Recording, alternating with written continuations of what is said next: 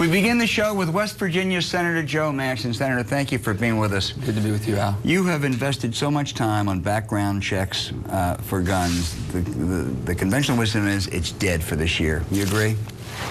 Oh, I don't agree that it's dead, because something that makes so much sense, it's a common sense, and I think, Al, well, you have to look at the background checks. I'm a law-abiding gun owner. Right. That bill gave me the full value of the Second Amendment that I should have. So we expanded, not only would you protect, we expanded it. But you lost that case. Do you think you can still bring it up and pass it in the Senate this year? Well, we're still working. I'm still working. I'm talking to senators every day. Is that 50-50 or I'm in a 50-50 to where I think, can we pick up 5 more members? I think we can. We have to make sure that the constituents of the states that represent those senators, that we need them to change their vote and rethink this position, understand the full value of what we have done and what we're trying to do. As a law-abiding gun owner, I'm not going to sell my gun to a stranger, not going to sell it to someone who's mentally deranged, or to a family member who basically is not responsible.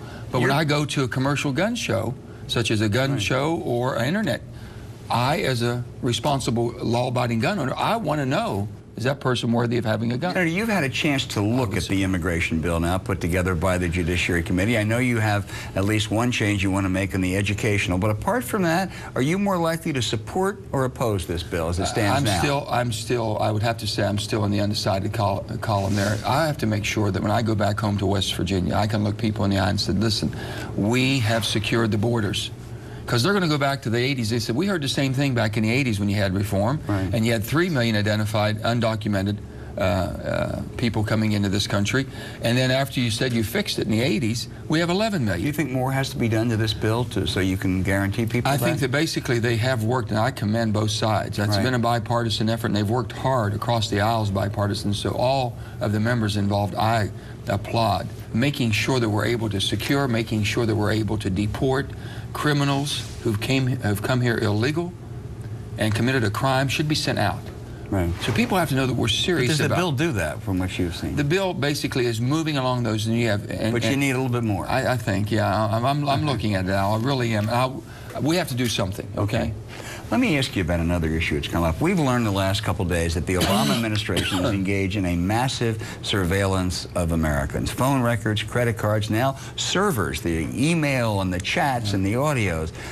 Does that bother you, and should something be done about it? Sure, it bothers me, and I think it bothers you and every other American. There's should it be stopped? Something inherent in us. It should be stopped as far as the broad base that they're doing. If there's a profile and targeting that goes on, then fine. I'm wanting to do and everything I can to fight the war on terror. There'll not be another day in my life, my children or grandchildren's life, they won't have to be vigilant against terrorists wanting to do us harm. But do you give up everything as an American? This is too broad-based, is what you're saying. I think that basically they put this with a pretty broad brush, and I think the Patriot Act and the interpretation and the way it's being enforced is broader than what we would have intended.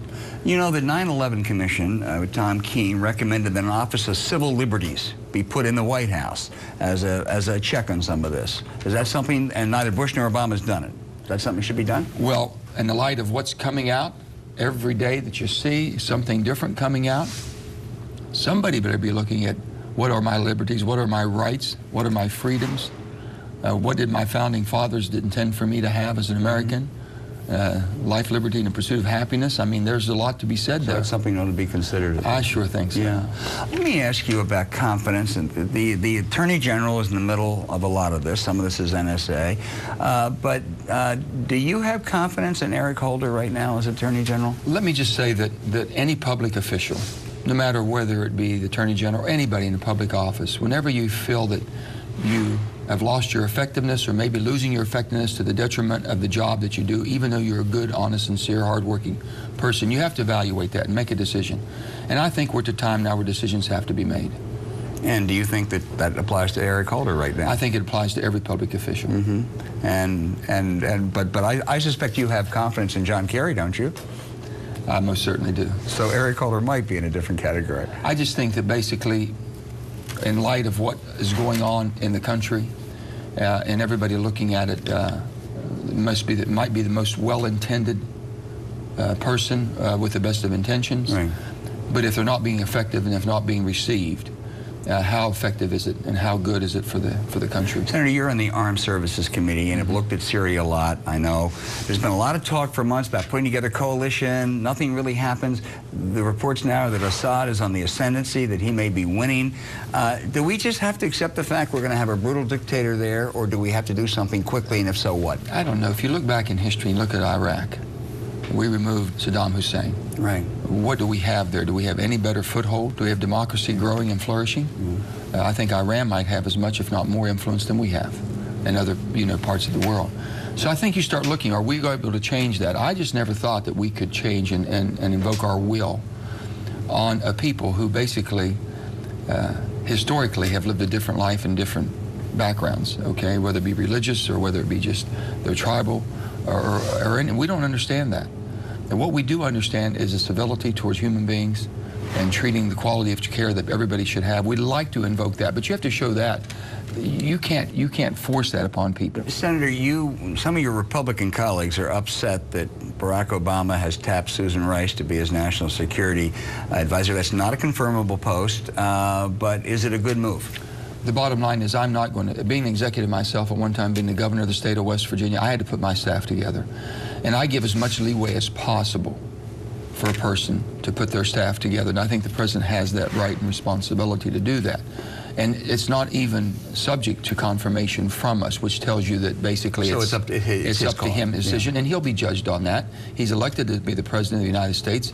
He's our president, whether you're Democrat or Republican, whether you're liberal or you're conservative. He is our president, and you want always your president to do well. Historically, Americans want their government to succeed. We have lost trust of government, of the people as government, and we've got to gain that trust back. So he's going to be judged on that appointment and how well she performs. Your colleague Jay Rockefeller is retiring. It's a seat the Democrats have held for a long time. Everybody says Republicans going to win in West Virginia next year. You're going to have a Democrat candidate. Who will be? I'm not sure about that. They're looking at it right now. We have a lot of people who have had interest in that. They're looking at it seriously. I think we will have, I think, a very viable Democratic candidate. It'll be a challenge. It'll be a challenge to hold that seat. I understand that. Our state demographics have changed, if you will. But with that being said, I still believe the democratic principles of who we are. So you got a shot? Yes, we have a shot. Can you give me a name or two? A West Virginia Democrat is not the same as a Washington Democrat. Right. It's a little different, and I think that you see that, whether you see it in the South or just the whole culture that we come from, Al. But the bottom line is that we always are for the underdog. We're always going to try to help someone help themselves. In West Virginia, we look at accountability and responsibility. We're going to hold you accountable. We'll help you, but you better want to help yourself if you can. Senator Joe Manchin, you've made a mark in Washington. Thank you so much for being with us today. And when we come back...